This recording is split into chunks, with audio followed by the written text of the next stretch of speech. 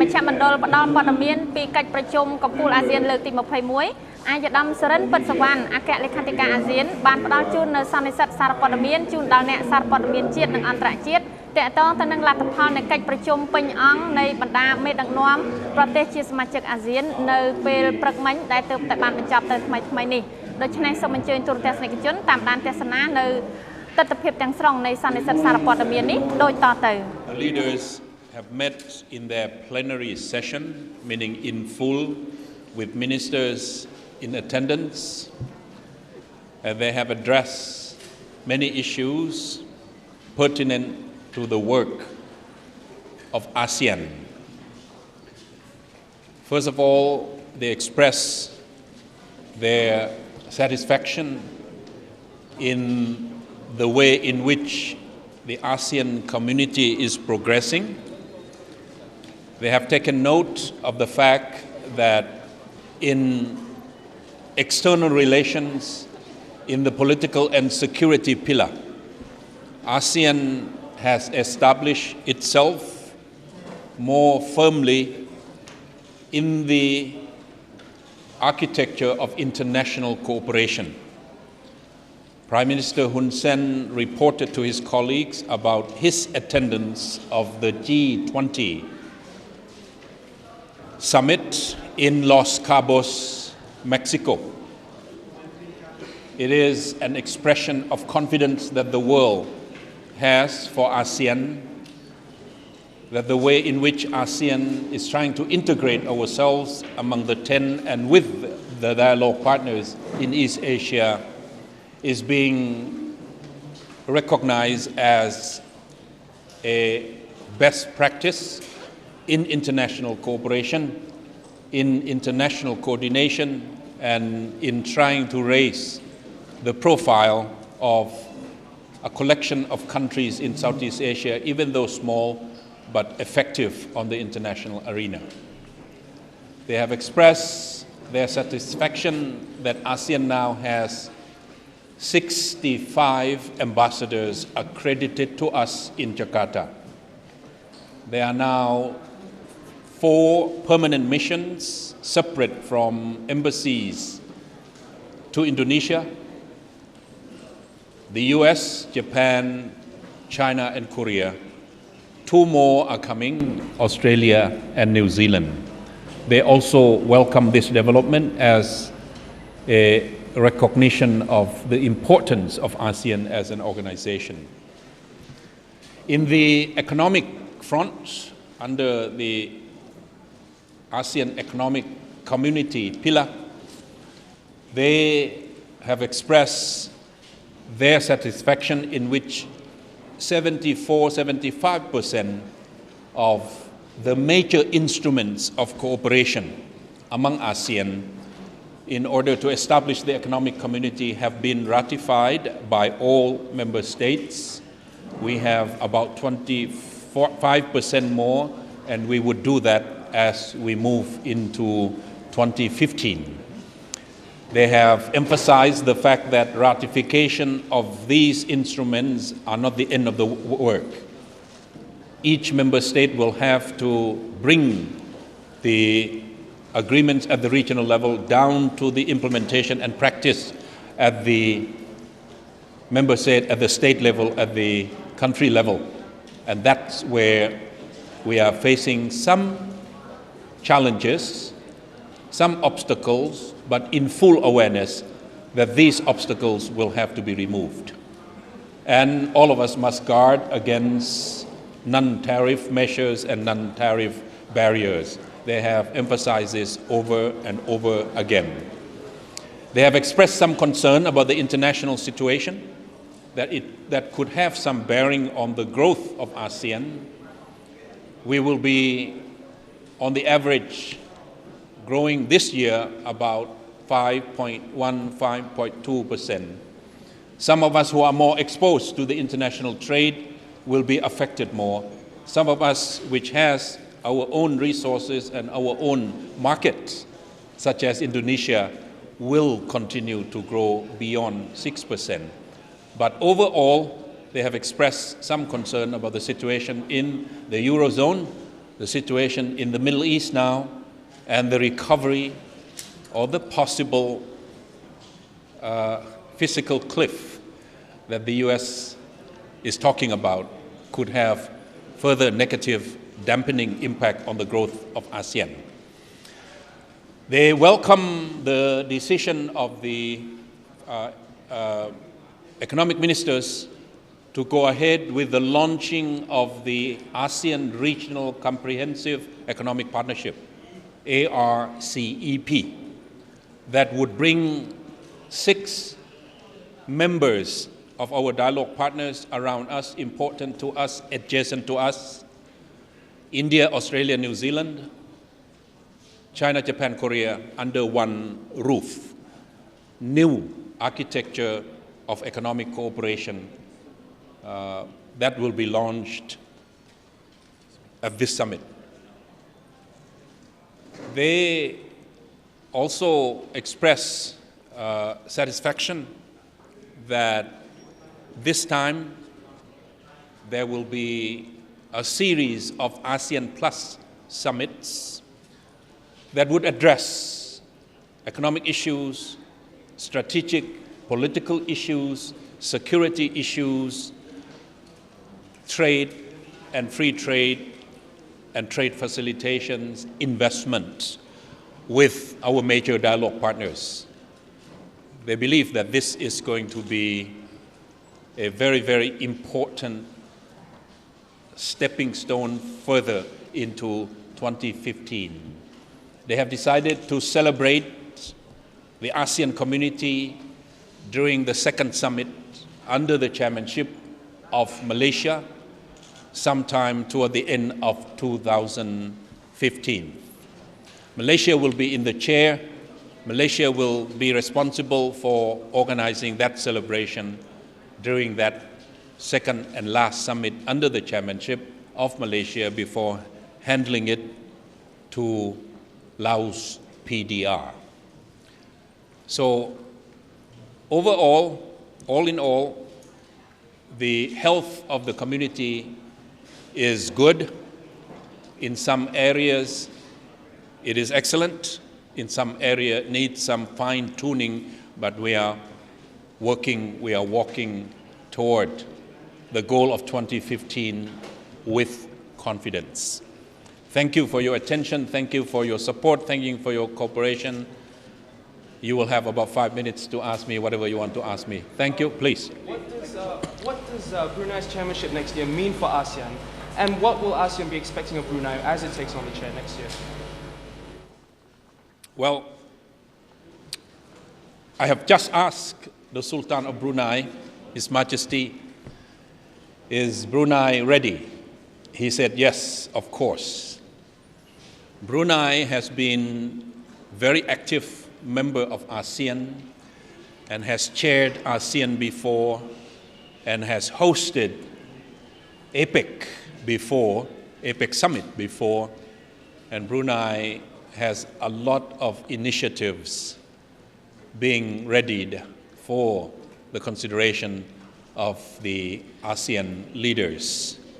I think the country of Brunei, the leadership of Brunei, may be small, but very agile, very, very capable, and very, very able in order to steer the community toward the goal of 2015. Already Brunei has been very active consulting, preparing, and working behind the curtain, planning for its own chairmanship beginning 1st of January, but the handover will take place here. The Sultan of Brunei will receive a symbolic document passing on the chairmanship from His Excellency Hun Sen at the end of this, at the closing ceremony of this summit here. We have full confidence that the Sultan, acting as chair of ASEAN next year, will bring a lot of progress to the ASEAN community and contributing to a community building, a new architecture of cooperation here in East Asia. I forgot one thing. They have approved my successor from Vietnam to take over from the 1st of January 2013. Therefore, I'm ending my responsibility, my role with you at this summit. Thank you very much. I'm going. This one first. Yeah, thank you. Thank you, Your Excellency. You just mentioned about a new economic structure will be launched during the summit. And what's your comment about the Chinese policy? You know, China is implementing a policy to enhance the cooperation between the ASEAN country to open to the Southeast Asia to ASEAN. So what's your comment about the policy? Well, our free trade agreement with China has been working wonderfully. The countries of Southeast Asia have benefited a great deal. Trade has jumped almost 20% a year.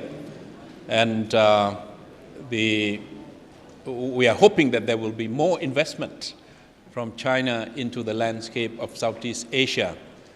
We also have noticed that the Chinese leadership, the previous one, and I'm sure the new one too, have been trying to encourage more investment in the hinterland, western part, southern part, southwestern part, rather than the rather congested, crowded, and saturated coastal areas. And that's where the ASEAN investment also are very much appropriate and looking into. But trade overall has grown tremendously. We welcome China's accommodation. We welcome China's opening up the market. And as I said, we expect more investment from China because the trade volume and trade balance and the level of investment from China is a big gap compared to other partners who have less volume of trade but more investment in the region. So we hope that there will be emphasis on that one. Yes? Was there the discussion about the South China Sea and the 10th anniversary of EOC? They certainly have expectation that the COC discussion can be launched formally from here onward. They agree that it is important for us to convey to the international community, to the world, that we may have differences, but we can manage, and we are managing it, and we have the responsibility to manage it peacefully. We know that this is an issue of concern to the international community. We know that this is an important region of the world now, more than before. We appreciate that, and we want to reciprocate by showing to the world, with the support cooperation of China, that we do manage the issue effectively well. Yes? Rather than meeting the international standard, some critics say the adopted ASEAN human rights declaration make it easy for the leader to justify abusing the rights of their citizens. Well, we have heard all those complaints or observations or encouragement that we should go further. There was a big development yesterday in the discussion of the foreign ministers, and that is to add one more important paragraph in the what we call the operational paras, and that is to commit ourselves to the universal declarations, instruments of human rights, whether it's in the UN, whether the Vienna Declaration, whether it's the Universal Declaration of Human Rights, plus ASEAN-owned declarations and ASEAN-owned instruments. So not only declaring that we shall pursue the protection and promotion of human rights in the region in our own way, but also trying to maintain the highest standard as expressed in various instruments and various declarations of the international community. I think that is a major development, and member states feel quite ready to endorse, and this afternoon, this morning, before lunch, the leaders have just signed that into a declaration, committing themselves, every government, every country, to the highest standards existence and available. And this certainly can be used to monitor the practice, the protection, the promotion of human rights here in the ASEAN countries. Thank you. Yes, quick. Yeah, very recently you expressed concern about the regional terrorism and radical group, given the exhibit of some violence occurred in some country, particular country. You still have that concern, and what is recommendation to give that kind of problem? Well, this morning there was a discussion in the room too, at the highest level, that as ASEAN moves into a community in the year 2015, we hope that internal conflicts, we hope that internal violence, internal confrontations will also be managed. And we owe it to each other to make sure that domestic violence, not domestic in the families, but internal violence and conflicts will be managed. They have expressed appreciation to the government of the Philippines, to the President of the Philippines, that the government, has agreed with the southern elements to return to peace, return to development, return to cooperation. And the overall opinion and sense in the room is that, yes, we need to make sure that internal conflicts, internal violence shall be managed, shall be resolved as we move into the community. The reference that you made was in relation to the issue of Rohingyas in the Rakhine states, because 800,000 people are now under tremendous pressure. We appreciate the work and the efforts of the government of the Union of Myanmar, but if that issue is not handled well and effectively, there is a risk of radicalization, there is a risk of extremism, and that will not be of interest to anybody in the region. The international community has expressed concern.